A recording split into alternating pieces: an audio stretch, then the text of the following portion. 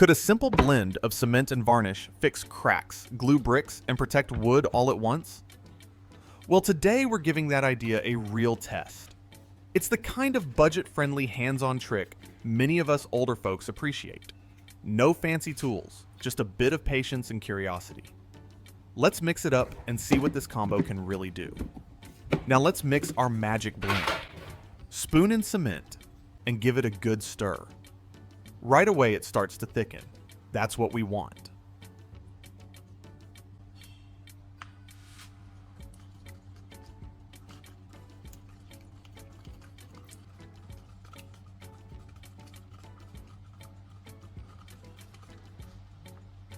Next, I add about 150 milliliters of PVA glue. This helps the mixture bond stronger and stay flexible instead of cracking.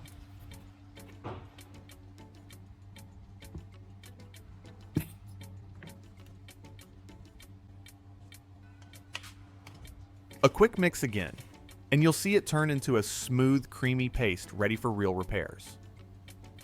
Now, instead of using a spoon and tiring out our wrist, let's make a simple DIY mixer. I take 3 plastic zip ties and strap them tightly around the end of a wooden chopstick, spacing them out so they fan like little paddles.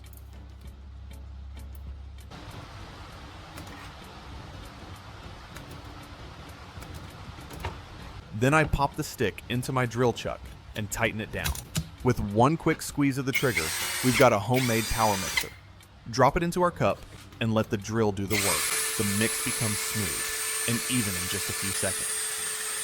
Simple, fast, and no fancy tools needed. Let me know what country or city are you tuning in from. Once our mixture is nice and smooth, let's divide it into 2 cups. One stays as is. That'll be great for sealing and coating surfaces later. And into the second cup, we add a little more cement. Give it a quick stir.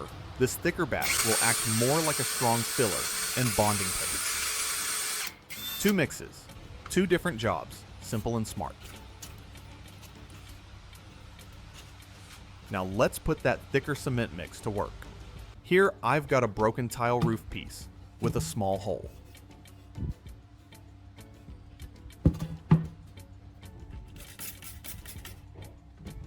I scoop some of our paste and press it right into that spot, making sure it packs tight and fills the gap completely. Smooth it out with the back of a spoon, looks good already.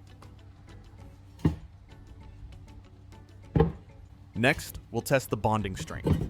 I brush a layer of the same mix onto this brick.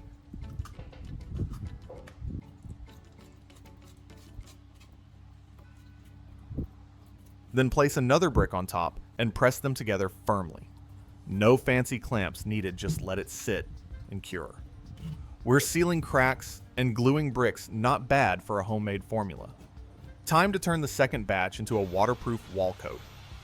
I add a little yellow pigment into the cup and stir it well, just enough for a clean, natural finish.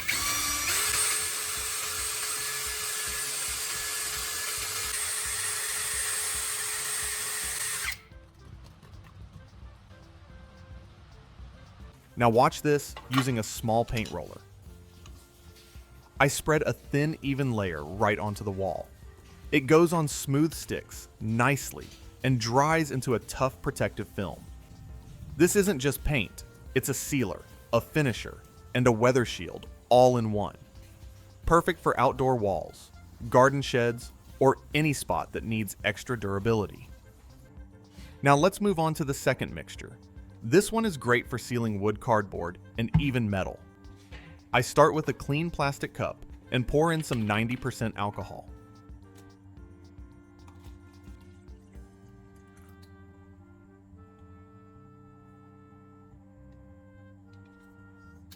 Then I squeeze in a generous amount of silicone sealant. At first, it looks a little thick and sticky, but keep stirring. The alcohol will slowly break the silicone down into a smooth, paint-like liquid.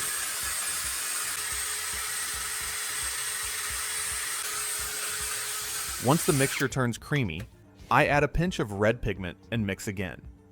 Just like that, we have a flexible waterproof coating with color built right in, perfect for surfaces that need both protection and a fresh look.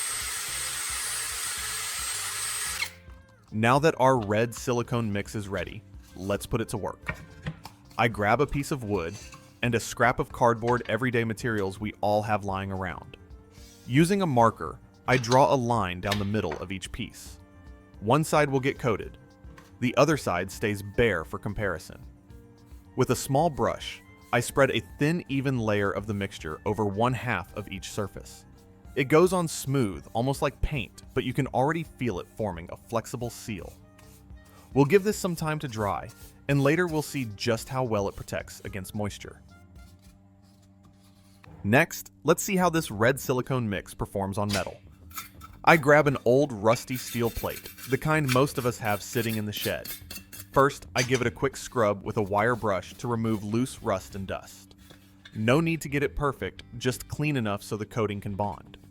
Then using a small brush, I apply a good even coat of our mixture across the surface.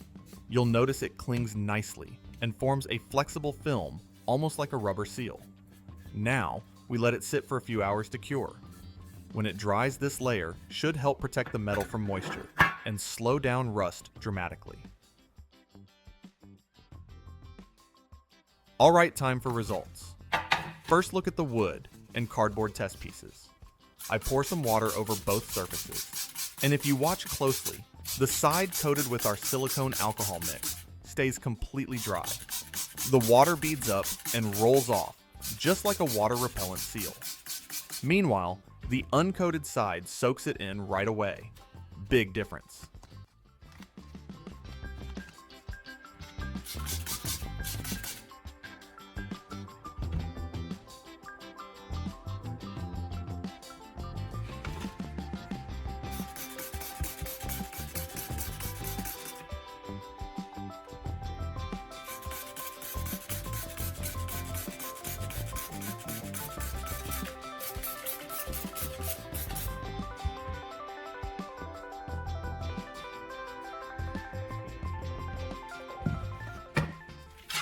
Now, check out the metal plate.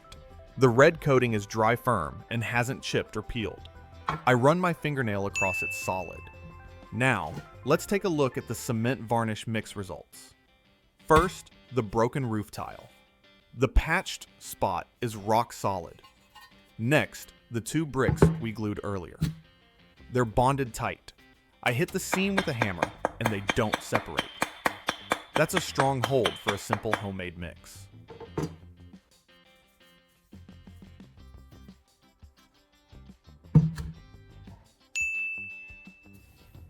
Finally, the wall test.